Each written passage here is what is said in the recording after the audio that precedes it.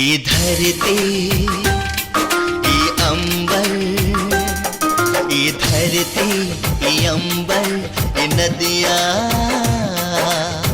दी ही गवाही हमरा प्यार के। हम जान जिगर दिल लिख दिहनी, हम जान जिगर दिल लिख दिहनी, बस अपना दिलदार के। ये धरती, ये अंबर, ये नदियाँ दी ही गवाही हमरा प्यार के।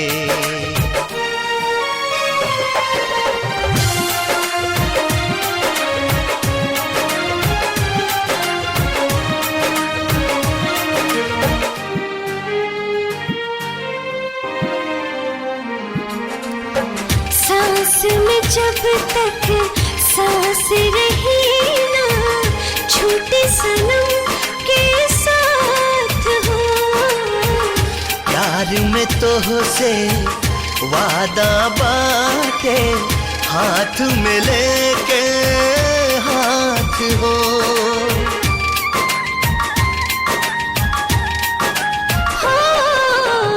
सांस में जब तक सांस रही ना, छूटे सनम के साथ हो। प्यार में तो से वादा बाटे, हाथ में लेके हाथ हो। चांद के संग जैसे रहे चांदनी, तू तो सरगम हवा, हम हैं रागिनी। मन के मधुबन मोर झूम उठल, मन के मधुबन मोर झूम उठल। बरखा संग देखी बहार के।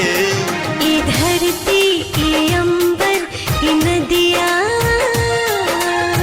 दी ही गवाही हमरा प्यार के।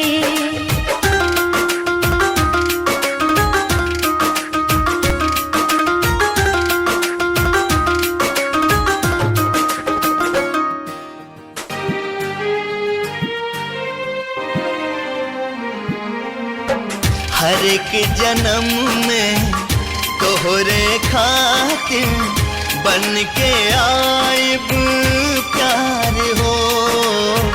ऐसन प्रीत के धागा बंधलबा, टूटले न टूटे यार हो।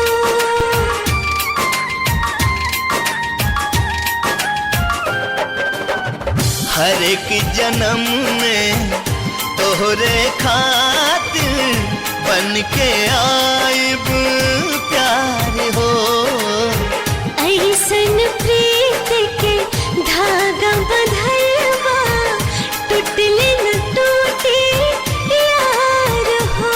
हम पंछी हैं, तू पंख हमार, तू नदिया हो, हम धारा तोहार। ये अखियाँ के इंतजार रहे, ये अखियाँ के इंतजार रहे, बस तोहरे दीदार के। ये धरती, ये अंबर, ये नदियाँ है दी ही गवाही हमरा